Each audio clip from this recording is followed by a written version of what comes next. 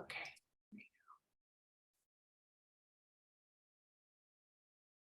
So Tom, what's the wizard thing you were doing? I don't know if you're there. I missed the chat, sorry.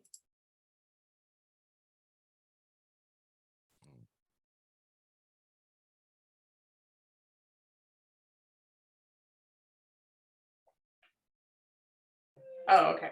Yeah, no problem. Okay, I just can't see the chat anymore from before. Okay, great. No problem.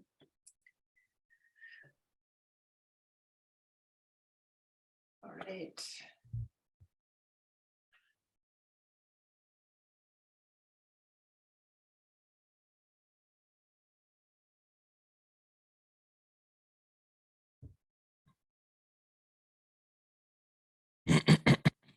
Does anybody have this problem before? I have 2 Zoom accounts and they confuse each other. I get logged in of one and logged out of the other. And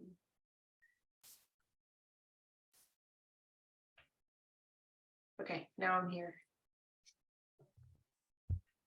Let's see, Tom's got a chat box open here.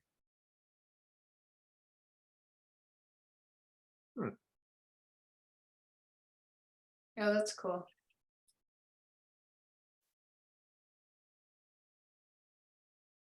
LARPing's when we're Live action role playing. What? Yeah, live action role. That's right. Okay, cool.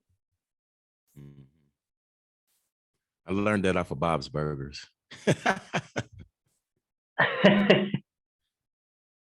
Cartoons can teach us so much and ask so little in return. Right. So do we want to go ahead and get started, or we want to give people just a couple more minutes? I don't know. It's 6 after. Yeah. What are we, 8 here? Yeah. Why don't we get started? There were a bunch of maybes for today, so people might be joining a little late. Okay. Well, yeah, we can just, I kind of like the way the conversation was going there. Just maybe if we can introduce ourselves and then just say what we're doing here, something that we're working on over the summer real quick, and then we can get into the meat and potatoes here. Marcus Brown again, Kansas City Public Library. I'm the lead facilitator at our digital media lab at KCDML. We just finished up 2 programs, our tween program, which was an all-day 3-week program this summer, and then our Team Digital, which was a 7-week, 2-day-a-week program for the teens to come in and create music and art. And so we just had our closing ceremony yesterday. Young people created 3 really nice songs and some artwork to go along with it. And yeah, today we'll have a water balloon fight and pizza to wrap up. So we kind of start wrapping things up, and then we have a relatively slow August before school starts back up in our after school programming.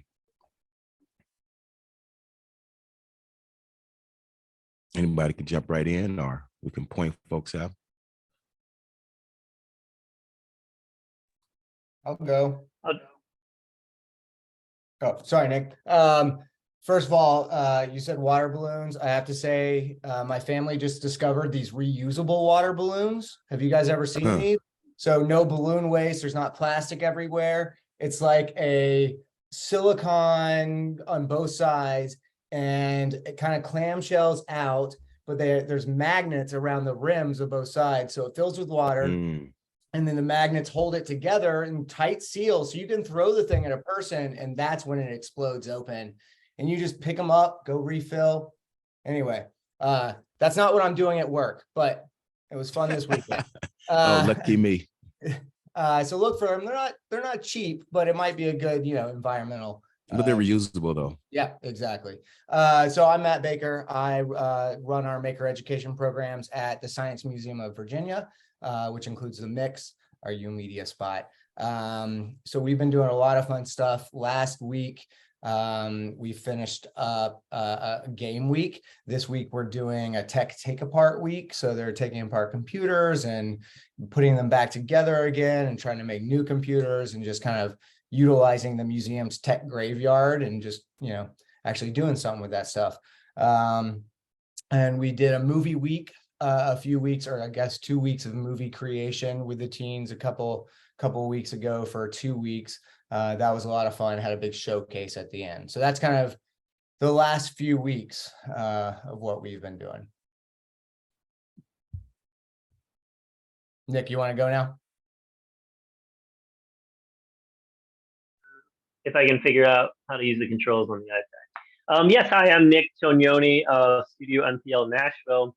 We just are wrapping up our 8-week internship program this week. It ends on Friday. We've had 15 interns making music and putting on shows and running our audio camp stuff. So that's been a fun summer. Next week we have our video production camp, which will be using AI to generate scripts and then filming those over the course of the week. And then we're actually back in school basically right then. So they start school super early here. And I will leave it at that. Is it cool if I just call on someone to keep it moving? Is everyone okay with that? Can I call on Gretchen then? Thank you. I was okay with it until you called on me. I thought it might be that way.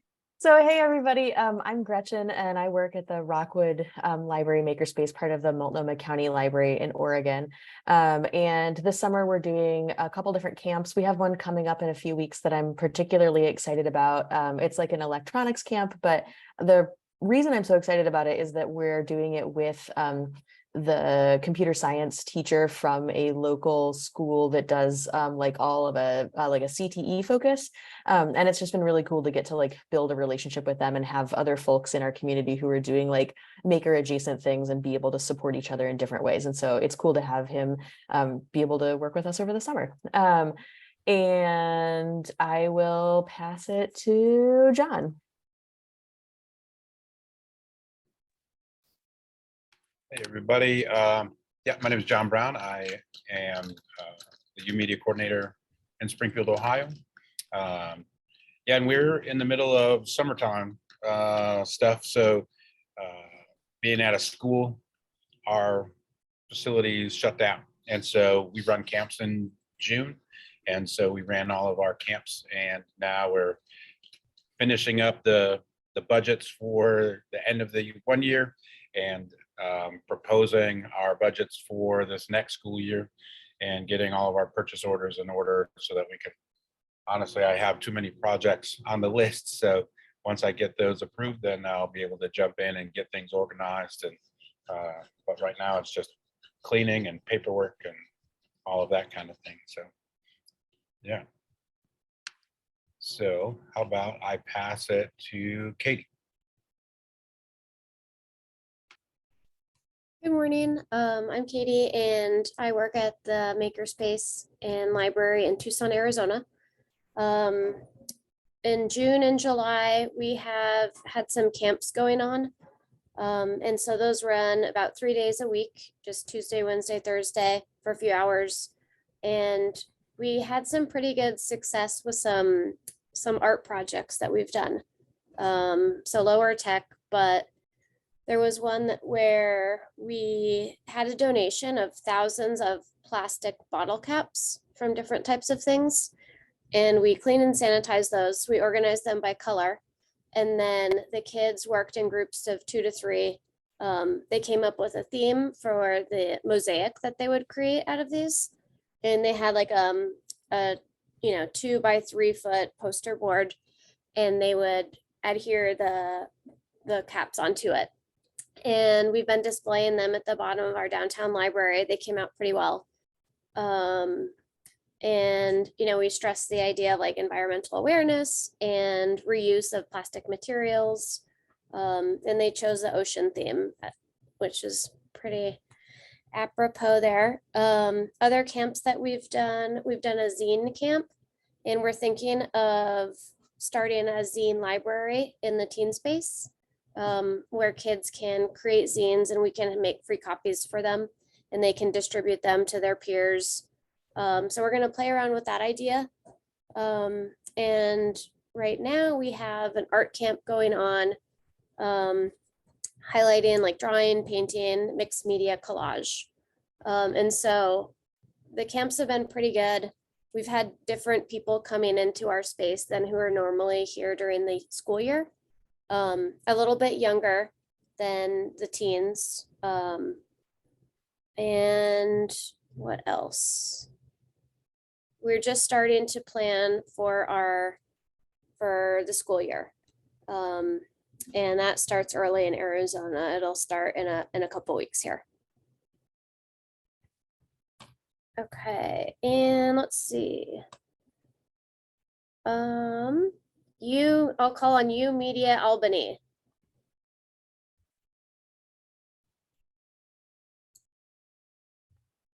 So we're just seeing who we are and giving a brief description of our summer happenings in our location. All right. Oh, are we?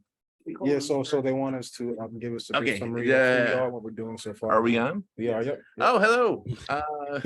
Sorry, I was talking to somebody. So this is our crew here. So we are at the Hartford Public Library branch, and we're talking about some of the, we came in kind of late. So we're talking about the programming. Is that correct? Yes, just a brief introduction and then just kind of what you guys have going on this summer or had going on this summer, just depending on the month. Awesome. Okay. So, yep. So my name is Mark Pedersen. I'm the manager at UMedia in Hartford. We have 4 mentors that we work with, each different specialty. We're doing some, we have a couple interns that are helping us out also. We're going to be doing some drone racing.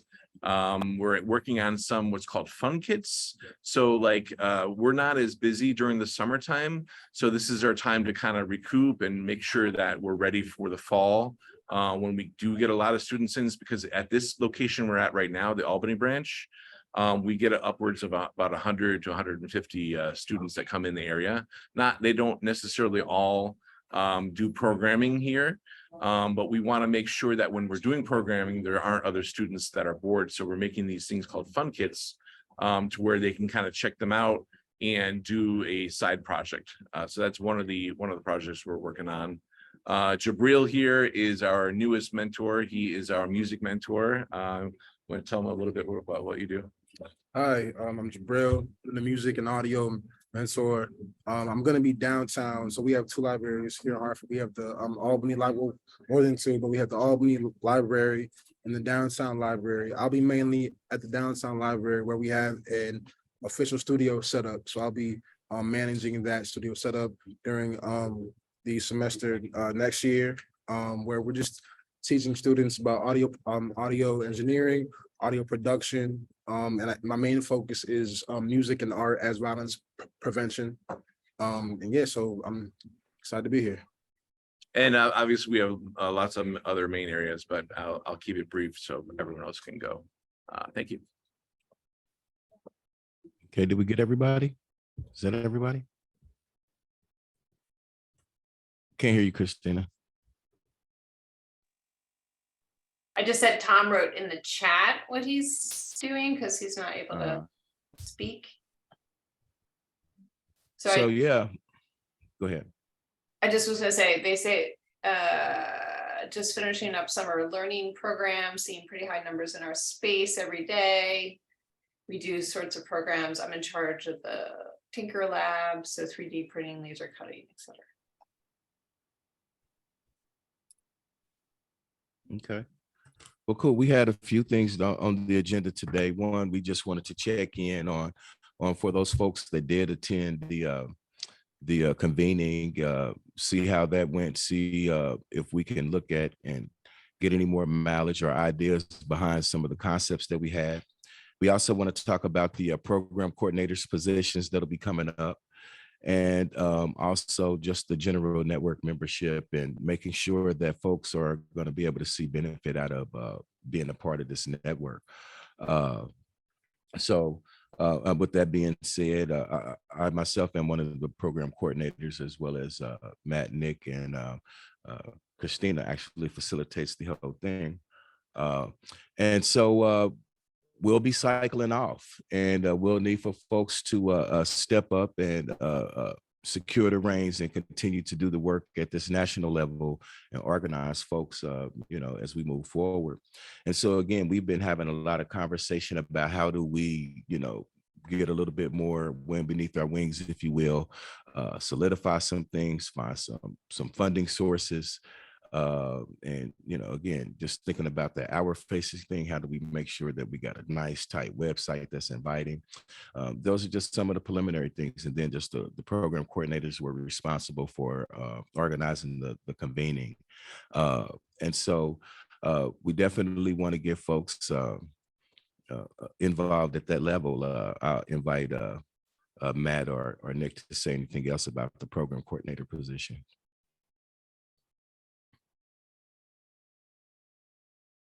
Yeah, I don't really have anything to add to that. I mean, I think you kind of covered it. It just kind of, yeah, for me, it really was good to get deeper into the network and kind of force myself to get deeper into the network and the planning and, you know, attending more of these type of meetings. And that was one way that I was able to do it and kind of make it part of my normal job responsibility. So that was helpful for me, honestly. So yeah, I think as a professional development exercise, if nothing else, it's really nice to be a part of the team and kind of guide this. And, you know, we were talking about it in our program coordinator meeting. We felt like and I hope this isn't too much to share, guys, but right before the pandemic, you know, we were building something and we were on a really good trajectory, and then pandemic hit and funding ran out. And so a lot of things happened at once. And, you know, we haven't seen each other, you know, until Chicago for several years. And so it's kind of like we're starting to rebuild that. And so I don't know, it's kind of exciting. Definitely some work, but kind of exciting, and to kind of think about what that looks like when we rebuild it. Yeah. Yeah, again, I think that's really important, what you pointed out, because we did have a nice flow and the funding to back it. And we were able to set the stage for where we are now. Now it's, you know, second half, if you will. And so we kind of got to rejuvenate and look back at some of those things that we started to move it forward. Also, too, just being part of this professional network, you know, for me also kind of buoys the work that we were doing. And so if we're talking to people about the type of things that we do, and then it seems nebulous to them, and then you say, well, no, I'm in a small network of just 20 organizations with probably, you know, 60 or 70 libraries represented that are doing the same types of things that we're doing in the same types of style, then because you know, even as much as they bought into what we're doing, there's still some questions about the legitimacy of the work that we do here.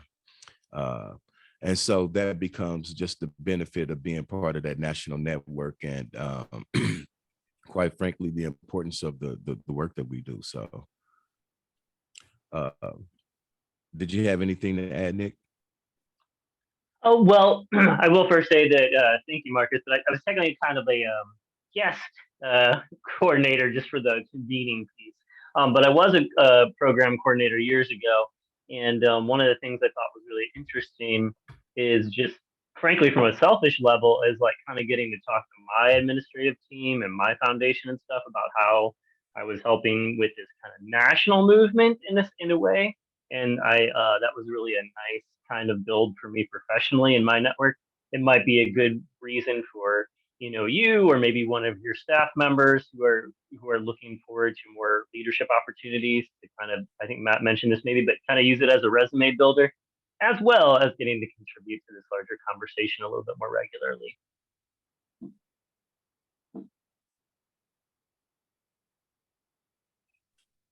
Can I add something? Yes. Okay. Hi, everyone. I work at the National Writing Project, which is also a network. And one of the things that, and it's a community of practice. So one of the things that I really value about it is that I learn all the time within that community, because we're all doing similar things. We're all teachers of writing within my community of practice. And so that's one of the things I was really struck with during the convening. I mean, I felt like I knew it, but then when I was at the convening, I could see how, you know, just the shared things that you all are doing at your local labs, but also the problems of practice that you struggle with, that really, you know, are hard sometimes to talk about at your institution. You might have a couple of people at your institution, but you don't really have that sort of like the perspective away from your institution to give feedback, which is what I find at the writing project. We often talk about it as a third space because it's not in school.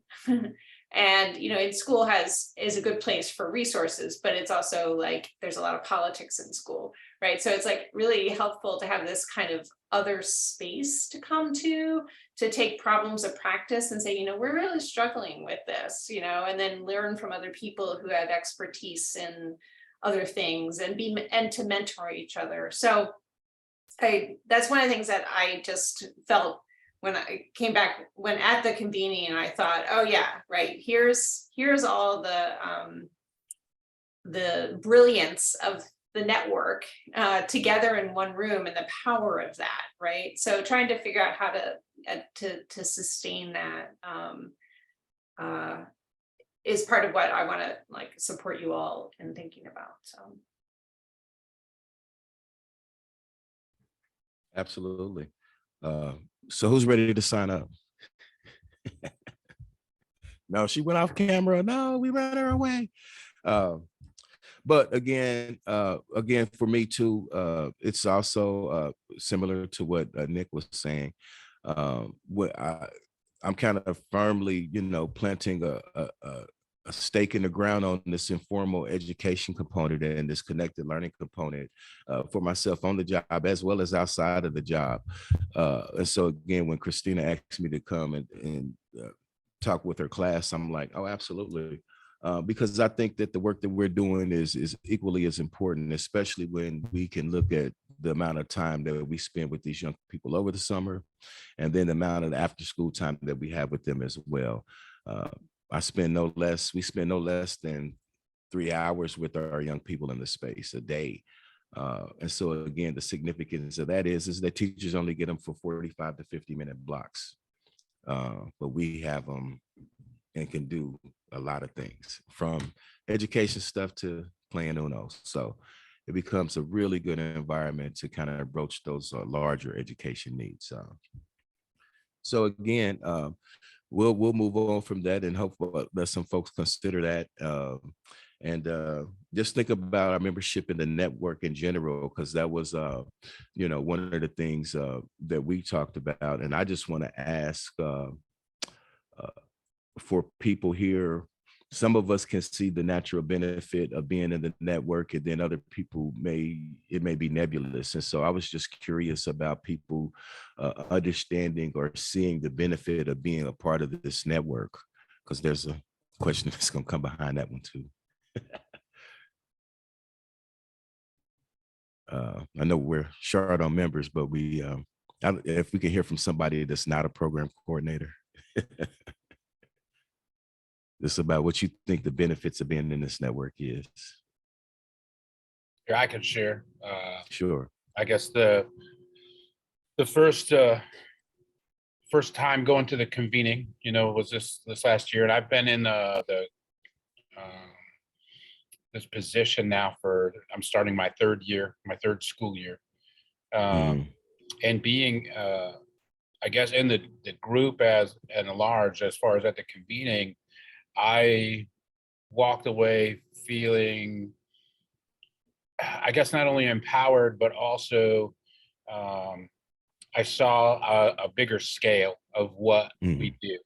And so I know that being, you know, in this role, I can get really single-minded and kind of narrow focused on what is expected every day and what I do.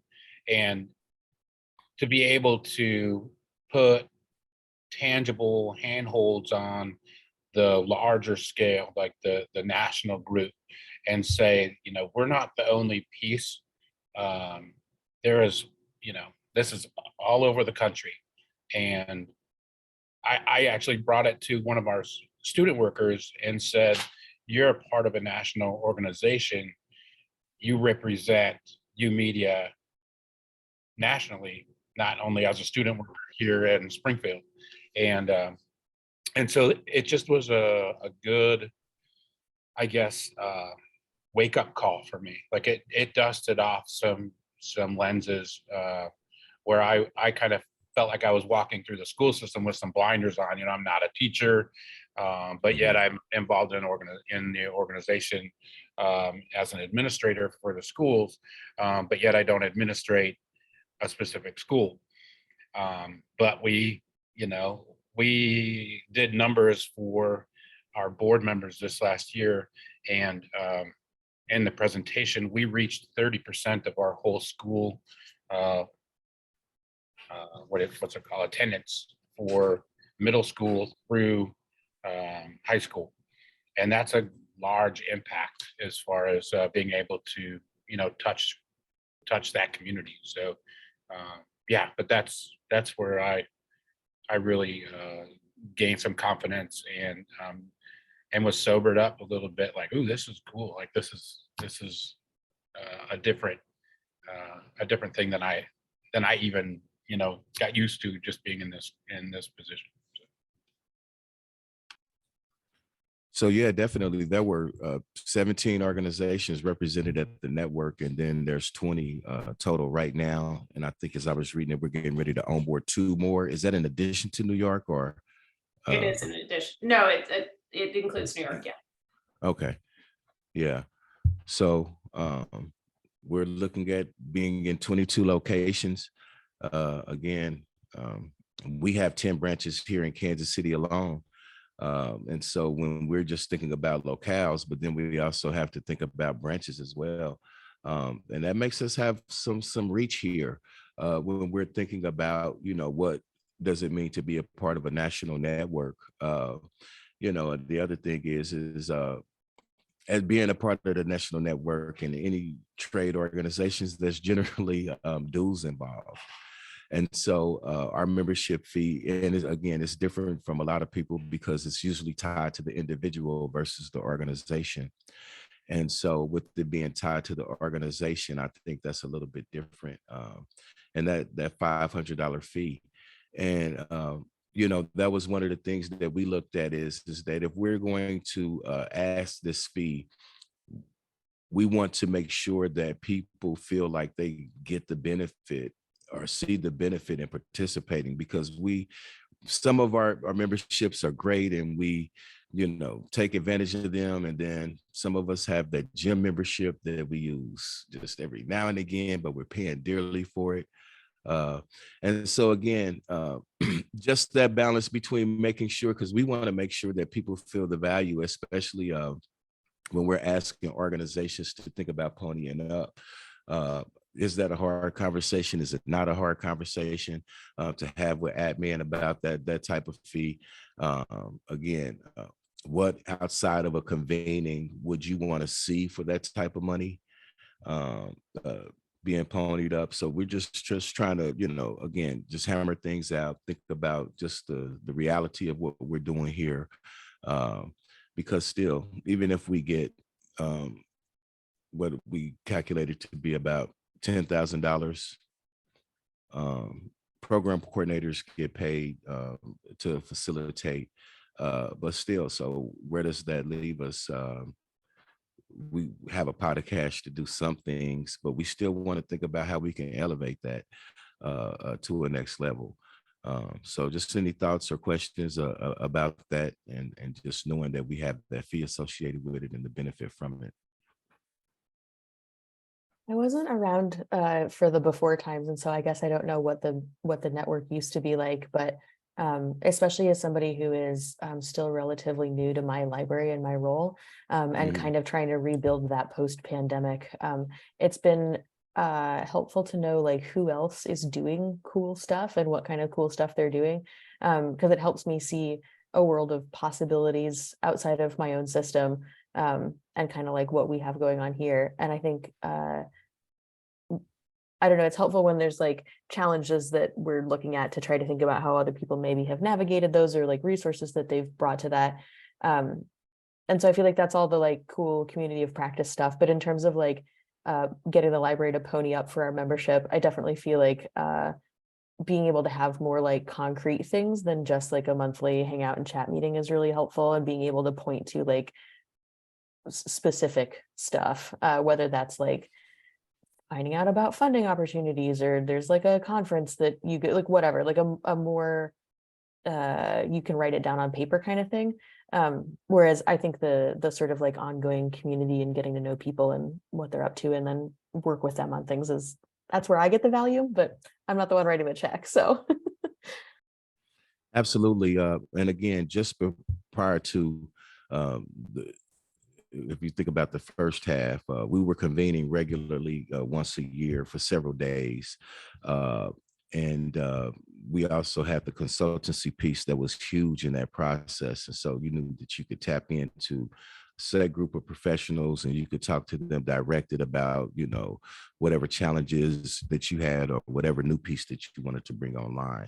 So those were kind of like the huge pieces. And again, a lot of that also was too writing those hallmarks and really just kind of solidifying some baseline stuff for us. And so again, to echo what Matt said, we were still moving up, we hadn't arrived yet, if you will. We were still working towards it before we were stymied, if you will. And so again, that's what we want to look at. That's what we have to investigate. Those were the huge pieces, is that we went from a situation where we knew we had that national convening to, revamp, re-energize, and connect. That was the huge piece. And then so we kind of went from that. And then we didn't have a membership component fee associated with it at first, but we knew that we had to support the organization and we couldn't continue to do it for free. So yeah, those are all great points taken and considerations that I have as well. So I love to hear that. If I may, I think one of the things that I'm always wrestling with is how do I get my 30 whatever team staff and studio staff involved more in like these meetings in the community. And like some of them, these like hangouts may not be super applicable, or they might not find super interesting. But I would wonder if like we ever did some resource sharing, but which we do create resource guides and that sort of thing and share, but really like have a meeting where it's somebody talking about, or maybe 2 or 3 people talking about, like, here's a program, using Tinkercad or using whatever, like here's a workshop, I host it, and actually take us through almost like a little professional development in terms of like makerspace kind of stuff. So that I think that like, for me, my broader colleagues here, I think would tune into that to get a little bit more step by step. And, we do a little bit of that professional development in my library for other folks, but I think maybe hearing it from like, I don't know, I'm just going to point to somebody like John in Ohio or something, saying, here's a program that I do with my students. I think a lot of my staff would tune in, which would demonstrate some more like institutional value of being part of the U Media Network. Mm-hmm. Yeah, I mean, even just from I saw Gretchen's comment about concrete professional development, and as we looked at, were you at the convening, Gretchen? I'm struggling. I No. had already scheduled a vacation. We went to Okay. Japan Well, instead, so no regrets on that. But that's part of it too, is like being able to plan far enough ahead to be able to like say yes and plan around things would be helpful on my Right. end in like a giant system where we have to plan so far ahead. But yeah, I Mhm. missed the convening. I'm sorry. Yeah, no, that's fine. But just again, as we look at the list of things that we hammered out there and discussed, and thinking about a training schedule that we can plug into based off of all of the interest and concerns that were laid out at the conference could be a great piece. And so it doesn't necessarily have to take place within this community, a practice meeting.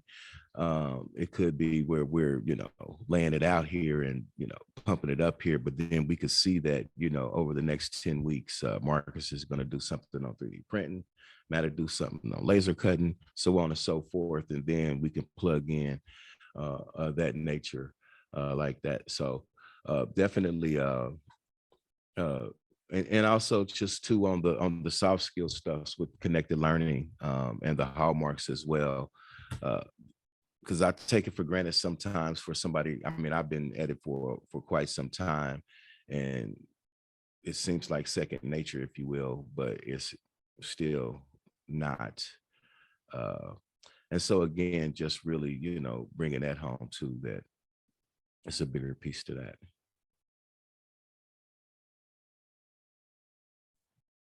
I found the discussion portion of the convening to be a highlight.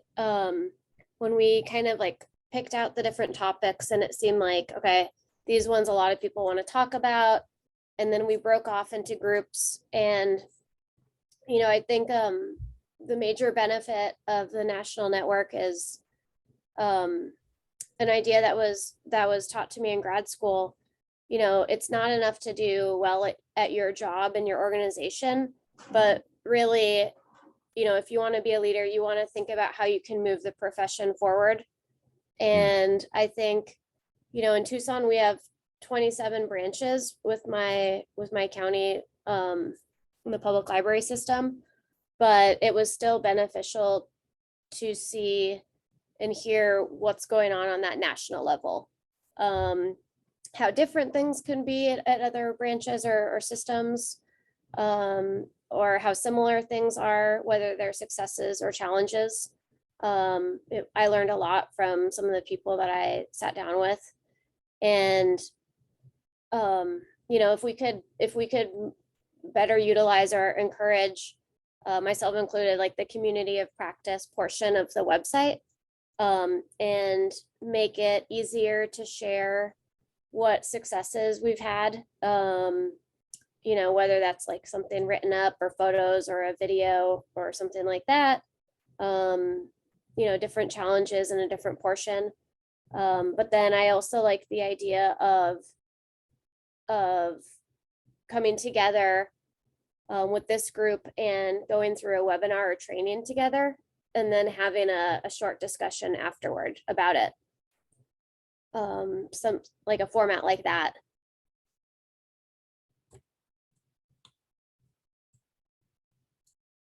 Sorry. Okay. Well, yeah, I mean, it's a lot to consider, definitely with the Community of Practice website, and correct me if I'm wrong, Christina, here.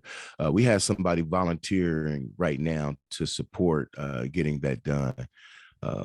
And so it's not a knock to the work, but obviously this person has other full-time commitments. And so we have a lot to consider around that. Just if we're going to be the folks that's going to maintain this site, or if we consider like, man, we probably, given that we're moving in the direction that we're going, do we have people in the network that would be interested in really, giving it a good once over, or should we really look at contracting with some people so that we can make them do what we want them to do versus like, can you do it, please? So. Marcus, I was also thinking about I wonder that unconference design, the discussion design that Katie's talking about, if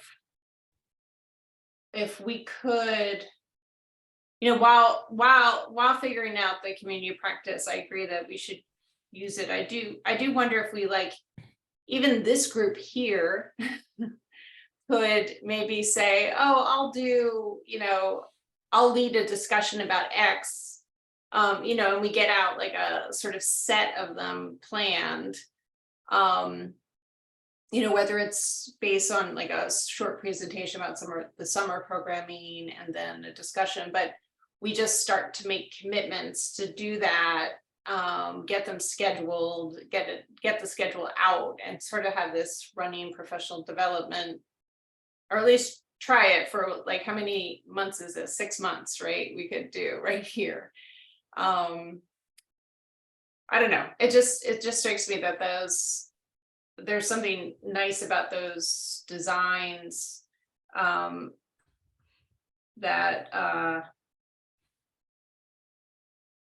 that we could try to replicate in an online environment, I guess I was thinking.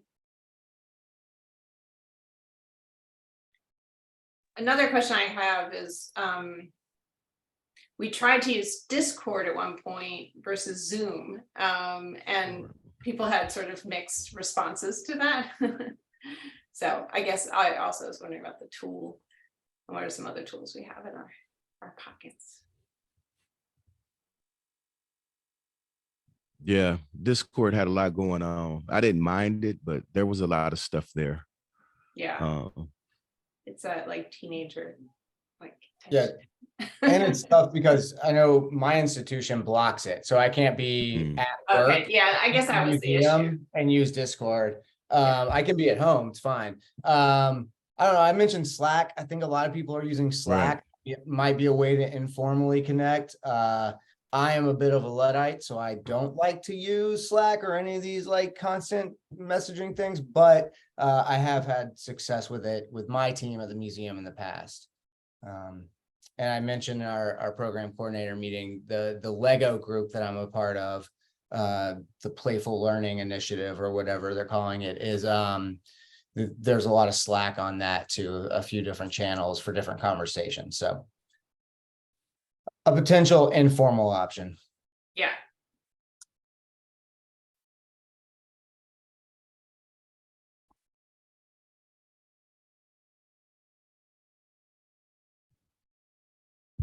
Yeah, I haven't used Slack either. Yeah, I I think, have you know, zero to say about that. yeah, I mean, it's a good point though, this, what is our, how do we share things? What's our platform of communication? And I think that was also one of those resources that we got for our $500. You know, it was, we could say to our administrators, look, there's this community of practice, the old one that we were really into a lot more than this new one. We've got things up there like job opportunities. We've got grant opportunities. We've got things about not only our convenings, but, you know, digital media learning community, convening or conference, like all these other conferences happening nationwide. And I think for a time we are really good about keeping that up. And again, you know, pandemic, funding, lots of things. It's not the same resource that it was, but it's also because we don't have an active set of users. So, you know, cost benefit analysis kind of thing. Yeah, but I think if we can get that COP really up and running and very robust, that in itself is something to say, hey, look, you know, not beyond just the in-person stuff and all, which is awesome and great, but. How would we feel about a regular, like, I don't know how regular, but a U-Media podcast that we did, you know, so often or something of that nature? We did do that a few years ago, and the downloading wasn't super high, like the numbers were not super high. I'd be curious to compare that to, like, because we're recording these Zoom calls and, you know, making them available to watch as well. Yeah, I don't know. Yeah, but I did probably we listen like? to it, but Yeah, but did we promote it? Like it was really like promote through the it? COP stuff. It wasn't much Right. wider than that. It was on Google's podcast at that time as well, like, so you could search for it. But podcasting has changed a lot in the last few years as well. It's become a lot more ubiquitous. Yeah. I'll be totally honest. I feel like my schedule is packed and hectic enough that if it's not like a thing that's on my calendar or a thing that I actually have to do for work, it's really difficult to make time for it. And so just me personally, because I'm a disaster, I would prioritize things that are like live things that we're all doing together or whatever, rather than like resources that I can access when I can have time, which will be never. But that's just me because I'm a mess right now.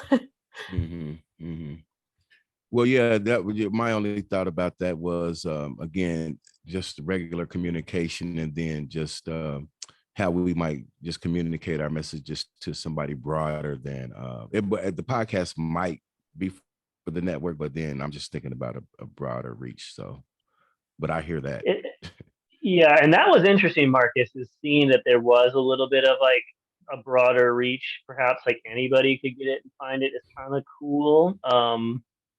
You know, obviously we talked about this at the community too. It's like there's some stuff that we kind of want to keep close to the chest. It's like we pay membership dues to be part of this like network, which is insular in a certain way. but also like here's some of our messaging and some of our resources that the public can kind of access free is a good balance to find. Kind of a way to like advertise the value of the network too, so that people who are thinking about joining are like, oh man, I want more of that. Yeah. Hey, we could get a Patreon, maybe get some fundraising as well. Yeah.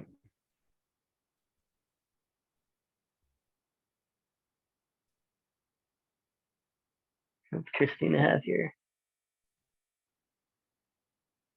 So let me see here. Program coordinators, convening, recap, professional development. What do we get in return? What else are we needing to cover major here? I think we're hitting the high points. I'm just gonna open that up to the team to make sure that we're not missing anything that we discussed on Monday. Marcus, in the chat, I wondered if like even planning September, November, and January's community gatherings would be helpful. If people even had some ideas for those. Or wanted to facilitate them. If that would be useful.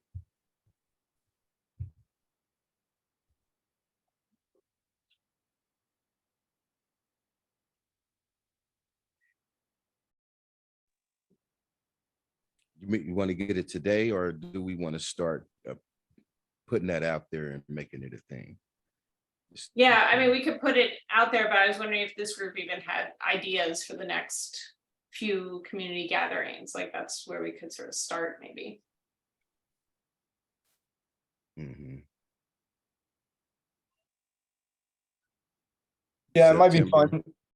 Might be fun to do like a couple like program based, see if anybody wants to, like we were just talking about, facilitate something on laser cutting or, a project they've been doing with 3D printing or, music or I don't know, something different. If we start unpacking, some of this stuff that came up at the convening in the conference, social emotional learning, that might be an important one to look at just with school starting back. That's a good back to school topic. Yeah. May I also, this is down the hall, but down in the future, but there was a lot of conversation about how to engage those teams that are sort of leveling out. And that was a popular one in the unconference. There was a lot of notes for that section. So maybe that could be one that's later in the year, closer to when we're all starting to face that with some of our favorite patrons starting to get a little too old. So maybe we can put that on a calendar. So I was noticing, and this is just kind of selfish, so you can say no, but Katie, I think you were the ones who made this recommendation at the meeting anyway. And Nick said that they were doing, what are you doing with AI this year? We're doing a film camp and we're using AI to kind of generate scripts this year. Yeah, I was like, oh, that sounds really interesting. We'll see, it starts Monday, so we'll see how it turns out. But it would be, I'd be happy to talk about, we've done another AI program too, so, I'd be happy to lead another day on that. I think Katie also brought it up for the Young Conference. I don't know, I can't remember, Katie, if you had any examples you wanted to share out. We haven't done any AI programs here yet, but it's definitely been something that we want to do. I think Paige, she's a colleague of mine, but works at a different branch.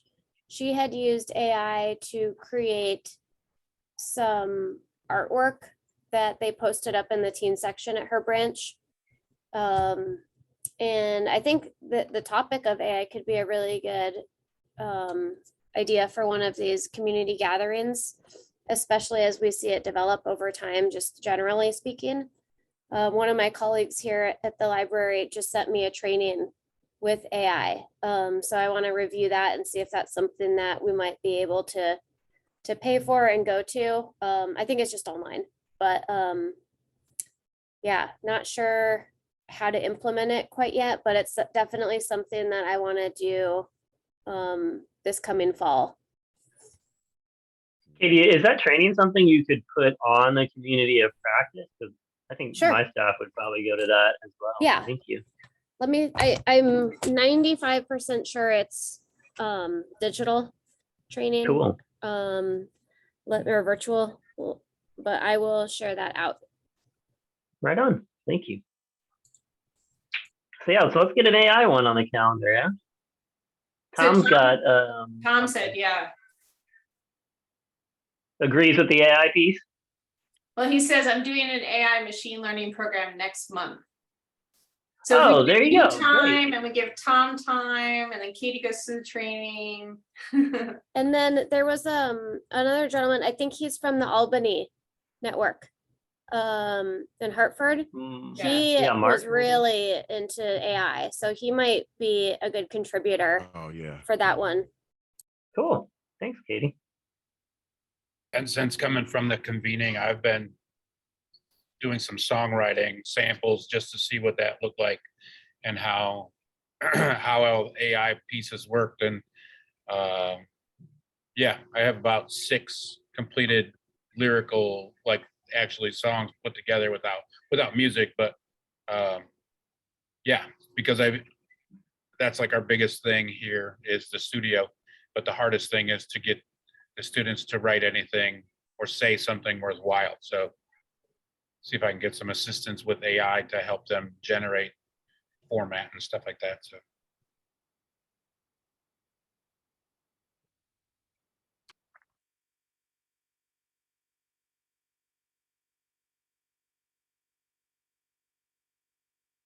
And some AI work with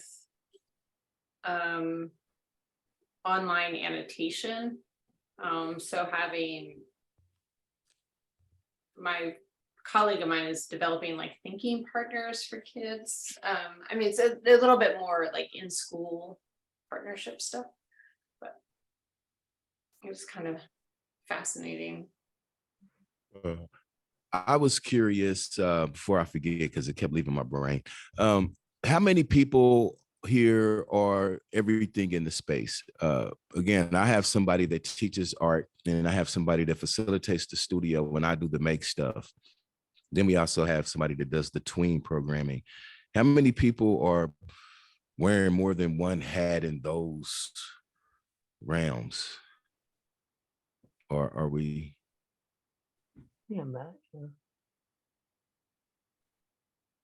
What about you, Gretchen? Do you have to wear all of those hats, or do you get to specialize? Or Yeah, we're kind of in a weird place right now where the library is going Mhm. through a reorg, and our team is going to be changing, and there's going to be more creative learning stuff happening at the library. But right now, it's me and a coworker, and then we have a small handful of volunteers, and we bring in paid presenters sometimes. But that's kind of our present situation.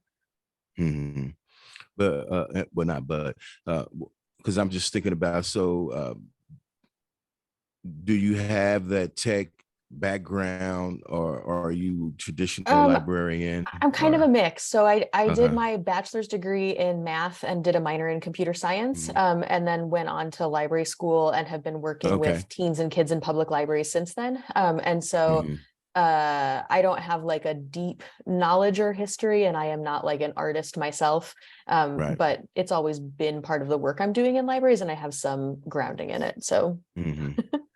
Yeah, well, because again, that was when our library kind of bought into this. They realized that we needed to hire other than just regular library staff in order to get this done.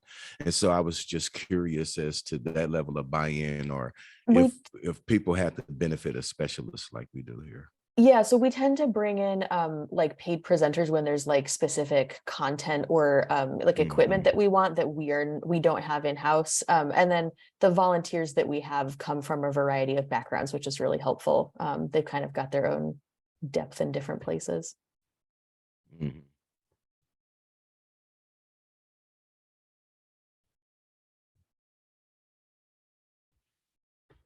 Because again, I think that's a piece that might help steer some of our workshops and session, professional development pieces, just kind of knowing how we're staffed and what we know. Yeah, will help. and it'll be, I mean, things will be changing. We're gonna get a supervisor for our department in the Mhm. fall. And that person might come from outside of libraries and have their own kind of background. And then within the next couple years, as we're opening more spaces and doing more of this programming, they're hiring someone to work on doing like community partnerships, like formal community partnerships, to bring in like other organizations that do have like deep knowledge around things to do programming in the spaces. But that's like in the future. Mhm, mhm. It's a Okay. very exciting time with lots of change right now over at Multnomah County Library. Right, right. Well, that's good. Well, we're right at 1 o'clock. And I want to respect everybody's time and make sure, I just want to check with the program coordinators to make sure that we touched everything that we wanted to touch and we feel like we got some things to walk away with. I think so. Yeah. Mhm. Okay. I was just and- wondering if anybody here Excuse feels like if we know who was interested in social emotional learning, particularly if you remember at the convening. Pardon me. Sorry. Yeah. No. Oh, that kids was, out here. sorry. Anyway, I can ask this question. Maybe I'll post on the community practice. I was just kind of curious who was part of that conversation, who wants to continue it, because they might be able to facilitate something. Anyway, that's a departing thought. Okay, cool, Katie, thanks. Got it. Mhm. Sorry. The conversation, I'm sorry, I got distracted by these kids playing outside. And I didn't catch the part of what conversation that you wanted to have people part of. Well, just who at the convening was talking about social emotional learning and who Oh, would okay. be interested in sort of leading that conversation in September. So that was just a curiosity. And Kate said she'd be interested but doesn't want to lead it. So Mhm. maybe we'll find a team. And John Mhm. too. That's great. Okay, cool. That's cool. All right. Thank you so much. Hey, thank you See guys. you all. Thank you, everyone. Have a good one. Have a good day. Yeah. All right. Thanks, Marcus. You're welcome. Do you have to jump? I missed it. John, I was thinking that I'd love to. I just wonder how to let, like, the model at your place, how that got established. Just because it's sort of a different story, you know. Sure. And I'd love for my colleagues to sort of like imagine how, you know, you could have a makerspace or that kind of space in a school. So Yeah, and we have, I mean, as a part of the makerspace, we even have a recycle program where people donate bikes and we tear them down and have them build them and take them home. I really love that. That's very cool. Yeah. So we have Hi, that. AJ. But I'm open, yeah, Yeah. having Hey, any. AJ, we were just finishing here.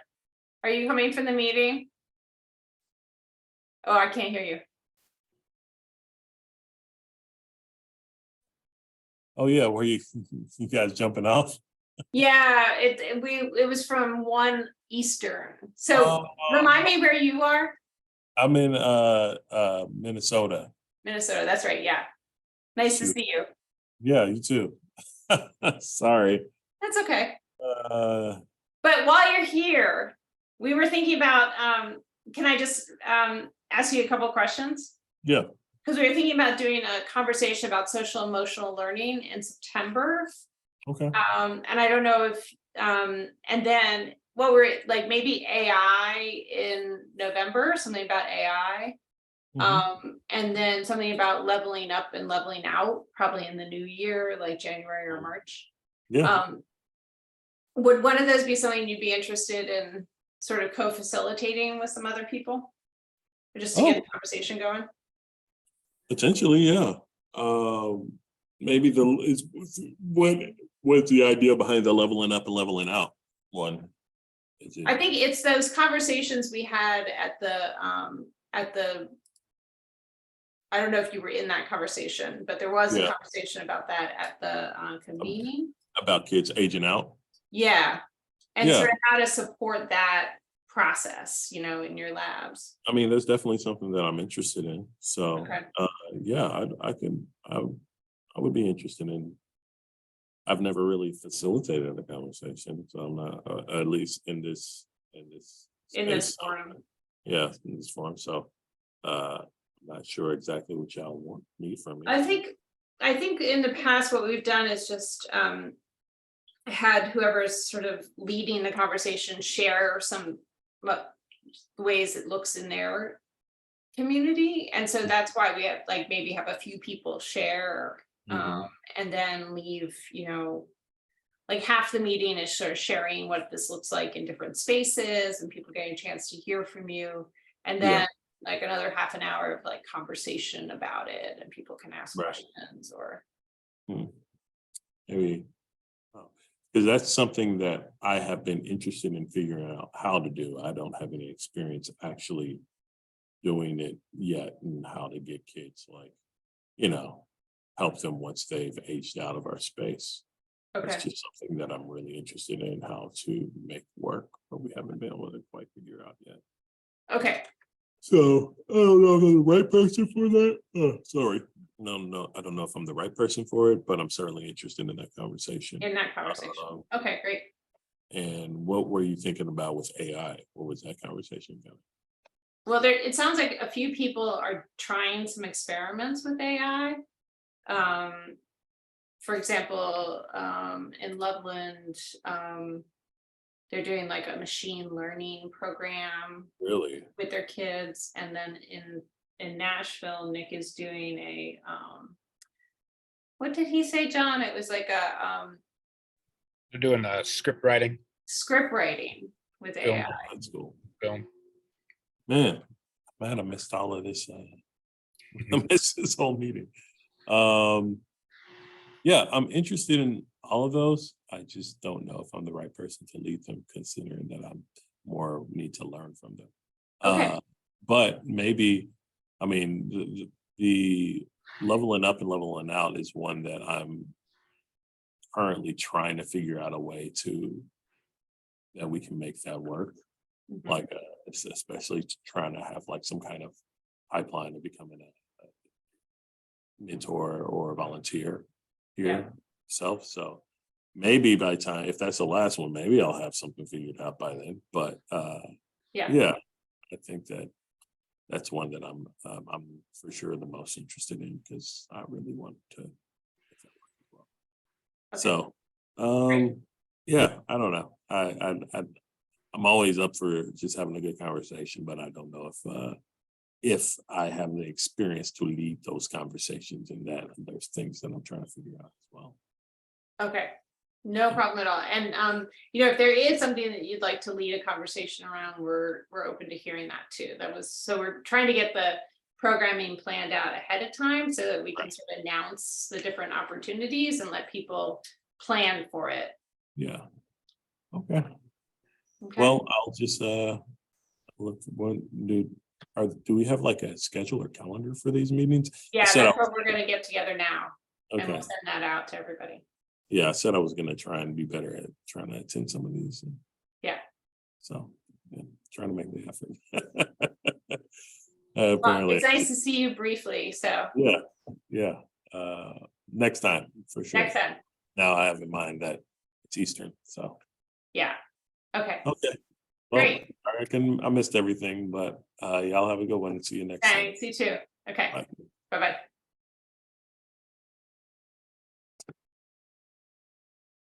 I had Yeah, go ahead.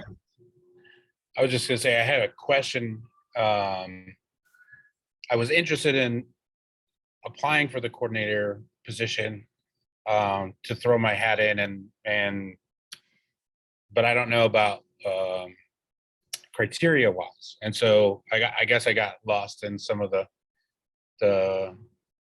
maybe the criteria for the position and things like that. So would you be knowledgeable with some of that information? Yeah, I mean, I think that we wanted to make sure that it says experience as an active participant for 2 years. I mean, you've been in your position for 3 years at least, right? Yeah. And your lab's part of the network, and that you feel comfortable sort of talking about the network, which sounds like the convening probably supported you in starting to feel comfortable in some of that, Oh, yeah. Yeah. to just like have a sense of the history and all of that. And then it's also just the ability to sort of be able to meet. So the team meets 6 times a year, and it's like staggered every other month. And then come to these community of practice gatherings too. So it's like another 6. So that's like 12 meetings a year. So it ends up being about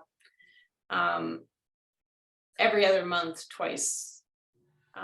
So if you had that time, if you had that flexibility, we've been meeting, just because you're in school, we've been traditionally, when there's new people on, we renegotiate the meeting times, but we've been meeting at 1:00 Eastern.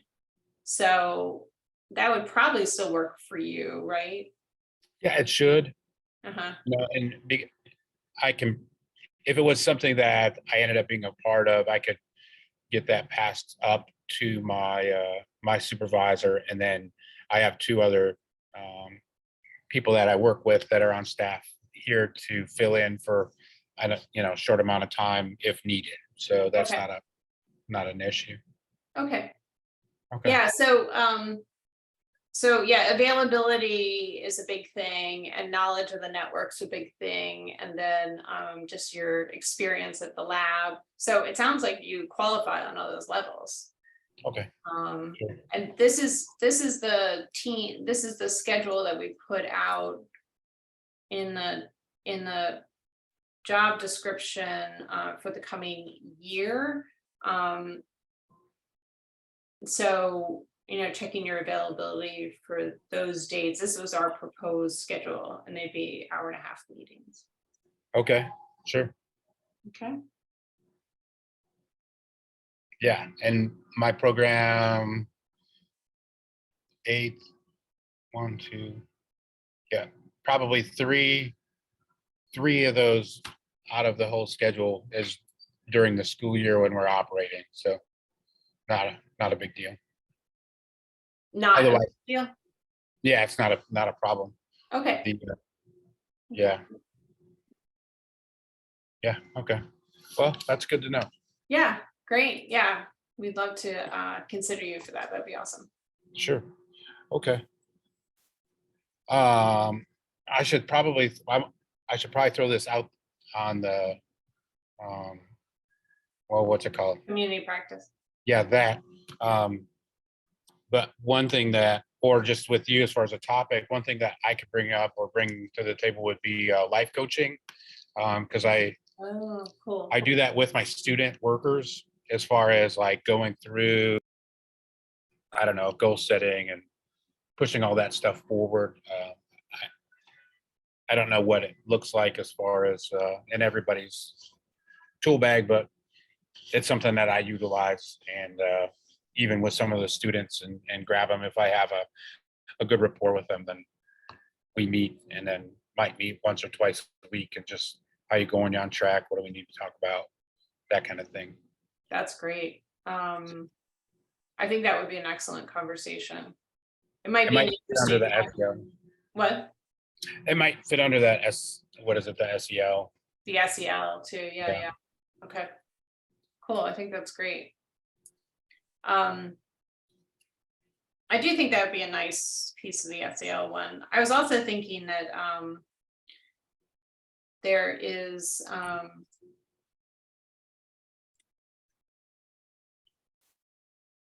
just because I've been teaching in this class recently, we've been looking at brokering research. Like Uh-huh. how do out of school programs, make those kind of connections for people?